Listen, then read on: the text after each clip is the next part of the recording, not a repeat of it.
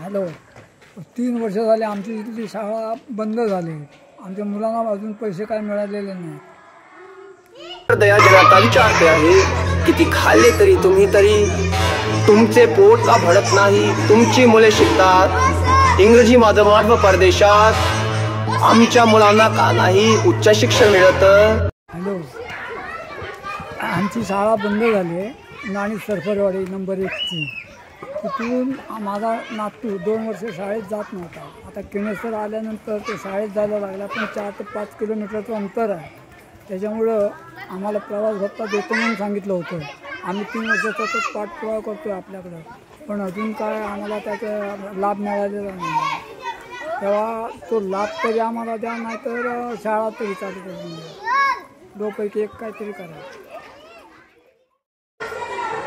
जय शिवराय मित्रांनो, मी प्रादेशिक शिक्षण संघटना महाराष्ट्र राज्याचा अध्यक्ष असून सर्व शिक्षकांना माझी नम्र विनंती आहे की काही शाळांमध्ये मी बघितलं तर अतिशय उत्साहाने आणि आनंदाने काही शिक्षक निपुणचे पेपर घेत आहेत. काही शिक्षक अनेक वेगवेगळ्या प्रकारच्या ऑनलाईनची माहिती देतात. माझं काहीही हरकत नाही. हे सर्व करण्यासाठी आपला जन्म झालेला नाही. विद्यार्थ्यांना घडवण्यासाठी, विद्यार्थ्यांना चांगली गुणवत्तापूर्ण शिक्षण देण्यासाठी आपण आपलं काम करत आहोत. आपण आपल्या सरस्वतीची, आपल्या देशाची सेवा करत आहोत. बऱ्याच वेळेला मी 15 ऑगस्टला उपोषणाला बसलो होतो अख्खा दिवस, आणि विरोधी पक्षापासून, मोदी साहेबांच्यापासून सगळ्यांना पत्र सुद्धा पाठवलं होतं की अशैक्षणिक कामं बंद झाली पाहिजे. आणि त्याच वेळेला अनेक शिक्षकांनी, काही संघटनांच्या नेत्यांना मी सुद्धा काही बोललो होतो की शिक्षक संघटनाचे नेते काम करत नाहीत, शंड आहेत, त्यांच्यात ताकद नाही आहे, मॅनेज झालेली आहे. आज वेळ अशी आलेली आहे की सगळ्या संघटना एक झाल्या. त्यांनी सगळ्यांनी समन्वय समितीचं एक पत्र दिलेलं आहे की कोणतंही ऑनलाईनचं काम आम्ही करणार. पक्ष कोणताही असो, विचार कोणताही असो, आज आम्हाला पेन्शन दिली जात नाही, शाळेत शिकवायला वेळ दिला जात नाही, शाळेमध्ये पोषण आहाराचे पैसे 3-3 महिने येत नाही. ज्या शाळा बंद केल्या गेल्या त्या शाळेतली मुलं ज्या शाळेमध्ये डायव्हर्ट झालेली आहेत त्या मुलांना पैसे दिले जात नाहीत. आज सप्टेंबर महिन्यात गणवेश आम्हाला मुलांना मिळत नाहीत, आणि तरीही सरकार आमच्याकडून कामाची अपेक्षा करते. 75-78 वर्षानंतर सुद्धा गावामधल्या शाळेमध्ये नेटवर्क नाही आहे. परिस्थिती बदलण्यासाठी आपल्याला बदललं पाहिजे. आज आपण एकजूट दाखवून, माझी एकच शासनाकडे नम्र विनंती आहे की शिक्षकाला फक्त शिकवण्याचं काम केलं. तुम्हाला शिक्षकावर संशय असेल तर तुम्ही प्रत्येक शाळेमध्ये इंटरनेट द्या, प्रत्येक शाळेमध्ये कॉम्प्युटर द्या, CCTV द्या. इंटरनॅशनल दर्जाच्या शाळा प्रत्येक शाळा झाल्या पाहिजेत. सगळ्यांना समान शिक्षण मिळालं पाहिजे. हे करताना जर काही शिक्षक काम करत नाही असं मला वाटत असेल तर खाजगी कर्मचाऱ्यांच्या प्रमाणे त्यांना जीवो टॅगिंग करा. शिक्षक कुठे आहे, सगळ्या मिटिंगा बंद करा, सगळ्या प्रकारची कामं त्याची बंद करा आणि त्याला फक्त शिक्षणाचं काम करू द्या. तळागाळामध्ये आज सुद्धा पूर्ण वेळ शिक्षकाची गरज आहे. ती गरज पूर्ण करण्यासाठी, शिक्षकांना पेन्शन मिळण्यासाठी, चांगल्या सुविधा मिळण्यासाठी हे आंदोलन खूप महत्वाचं आहे. ते थांबता कामा नये. कुठलंही ऑनलाईनचं काम, कुठलंही अशैक्षणिक काम आपण करणार नाही अशी स्वतःला शपथ घाला आणि दाखवून द्या की आपण सगळे एक आहोत. जय शिवराय. धन्यवाद. 2, 3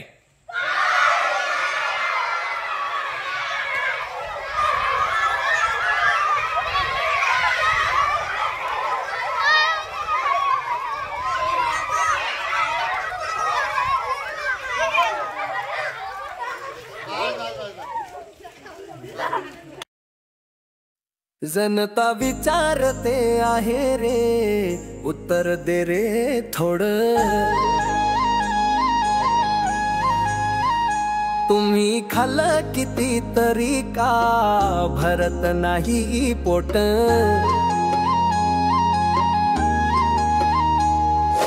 तुमचं सुख आमचं दुःख कायत वेगळं रे. जरा सांगा आता हे सगळं कास रे. प्रवीण किने देणार मग तुम्ही का नाही रे. आम्ही विचारतोय उत्तर द्या, नाही तर काय रे. तुमची मुले शिकतात परदेशात जाऊन रे. आमच्या मुलांचं काय उत्तर सांगा सगळं रे.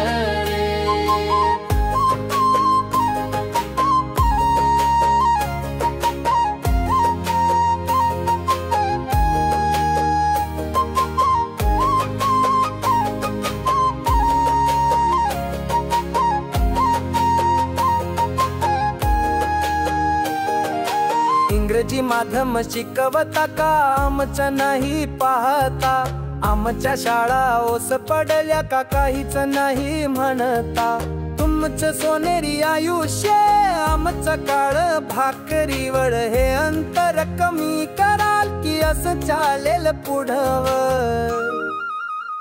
जनता विचारते आहे, उत्तर द्या तुम्ही आता. तुमच्या वाचनाची किंमत का फक्त निवडणुकीपर्यंत?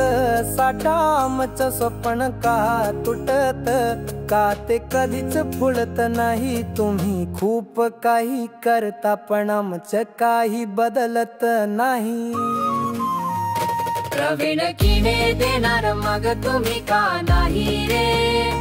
आम्ही विचारतोय उत्तर द्या, नाही तर काय रे? तुमची मुले शिकतात परदेशात जाऊन रे, आमच्या मुलांचं काय उत्तर सांगा सगळं रे. आमच्या कष्टाची फळ का तुमच्याच हातात जातात? आमच्या आशा उगाच तुमच्या वचनावर ठरतात. तुमच्या गाड्या महाल आमच्या रक्तातून सजतात. आम्ही तरी कधी जगू तुमच्या शब्दावर भरवसा ठेवता?